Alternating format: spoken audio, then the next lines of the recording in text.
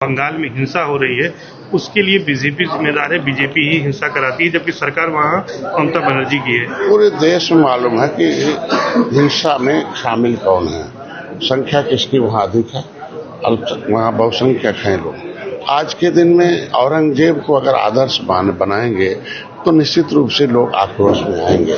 फिर से आप चाहते हैं कि औरंगजेब को तो भगा दिया हमारे लोगों ने, मुगलों को भगा दिया, फिर मुगलों को ही आदर्श मानकर लोगों पर राजनीति करेंगे तो निश्चित रूप से आक्रोश आएगा। इसकी जिम्मेदार तो समाजवादी पार्टी है। निश्चित रूप से आज जब होगा इलेक्शन तो वोट से निश्चित रूप से जनता जनार्दन है, जज है, वो अपने आप इसीलिए सत्ता से दूर कर रहे हैं। अच्छा, समाजवादी पार्टी के राज्यसभा सांसद है रामजीलाल सुमन, राणा सांगा पर उन्होंने पहले विवादित बयान दिया। अब एक बयान दिया है, एक बच्ची के साथ रेप हुआ, दलित बच्ची के साथ नाबालिग है, उस पर कह रहे हैं ये कोई बड़ी बात नहीं है। हालांकि अखिलेश यादव परिवार से भी मिले, कुछ मुआवजे की बात कही, ऐसे बयान क्यों दे रहे हैं?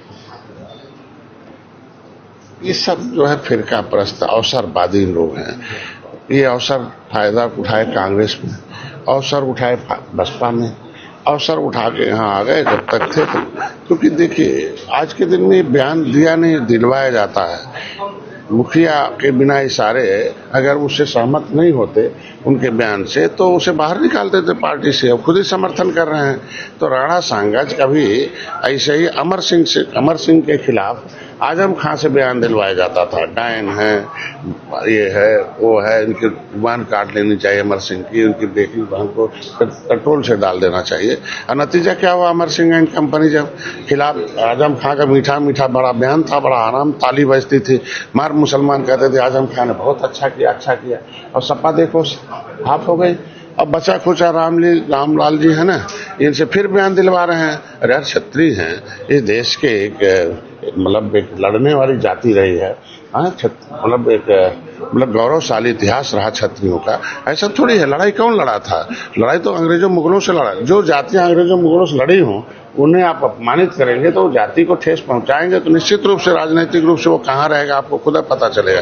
तो वही आजम खां वाला, अब आजम खां की जगह पर रामलील राव हो गए हैं और नतीजा बचा खुचा साफ। संगम का एरिया दबंगों से कब मुक्त हो पाएगा? क्या हमको लगता है कि मैंने बहुत बड़े प्रयास किया कि पहले यहाँ बड़ा गैंगवार चलता था, तो मेरे निवेदन पर वो गैंग खत्म हो गया।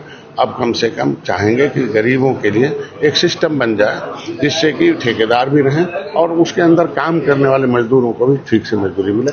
अब बिना सिस्टम बनाए, और उसके लिए फिर मैं कुछ लोगों से संपर्क में हूँ कि भाई आपस में अपने ही लोगों का अपने लोग शोषण न करें तो अच्छा रहेगा। एक अच्छा संदेश जाए, चूंकि आप निषाद राज के वंशज हो, एक पहचान जब दे दिया निषाद राज के किले का और एक 56 फुट की मूर्ति लग गई मित्रता की, तो आप भी अपने गरीब भाई को मित्र बनाकर उनको उचित मजदूरी देते रहिए और अपने ठीके करते। तब बना जब देश आजाद हुआ, और देश आजाद कराने वाली 193 जातियां उत्तर प्रदेश में निवास करती है, जिनके पुरखों को अंग्रेजों ने मौत के घाट उतारा हो, तो क्रिमिनल कास्ट घोषित किया हो। ऐसी जातियां भूमिहीन है, रोड पर है, पाइपलाइन में, पॉलिथीन में।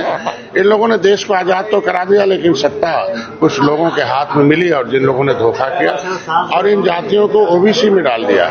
जो लेदरमैन, वाशरमैन, फिशरमैन के साथ फिशरमैन भी उसमें अनुसूचित जाति के अंदर सूचीबद्ध है। उत्तर प्रदेश में एक दिल्ली के अधिनियम से, जो संविधान का अधिनियम है, अधिसूचना, उससे इनके बच्चे सरकारी पैसे से पढ़ेंगे, सरकारी नौकरी करेंगे और इनकी बहन बेटियों की इज्जत सुरक्षित। उसका नाम ही है अनुसूचित जाति अत्याचार निवारण अधिनियम।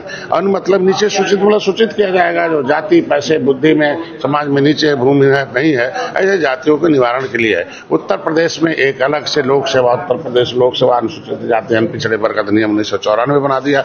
तो कह दिया है पिछड़ी है वो खाएंगे खिचड़ी, इनके बच्चों से कुछ नहीं उखड़ी, यही काम किया। और जब हम लोगों ने आंदोलन किया तो धारा 13 में 31 दिसंबर 2016 को ओबीसी से निकाला गया।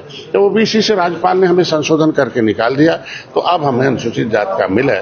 इसके लिए जिसको लेना होगा उसको जगना होगा। भारतीय जनता पार्टी अपना वादा पूरा करे, इसीलिए हम लोग आए हैं। इन्हीं वजह से आज उदासीन हो गया निषाद, क्योंकि माननीय योगी जी थे तब सदन में आवाज उठाते थे। आज के दिन भारतीय जनता पार्टी जो थी वो हमने वादा किया था मछुआ विजन में। इसके नतीजा की एक बार 2019 में हम लोग सरकार 2019 में बनाए, 2022 में एक मुश्त वोट दिया निषादों ने।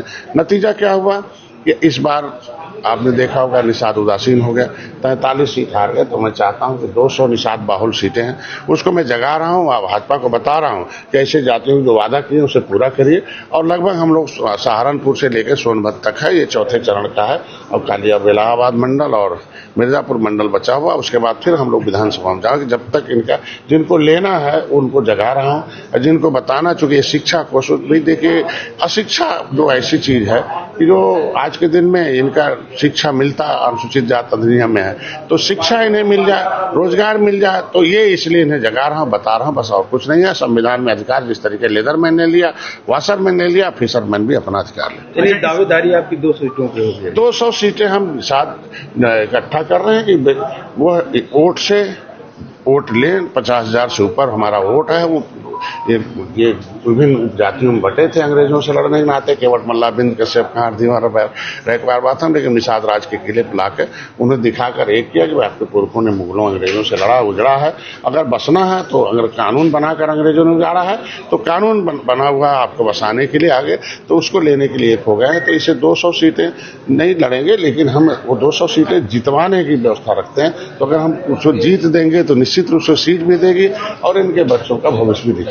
अच्छा, जो शिकवेरपुर धाम में विकास हुआ है उसके बाद जो मस्जिद है उसको हटाने की लगातार आप मांग कर रहे हैं, लेकिन कोई कार्रवाई होती नहीं दिख रही है।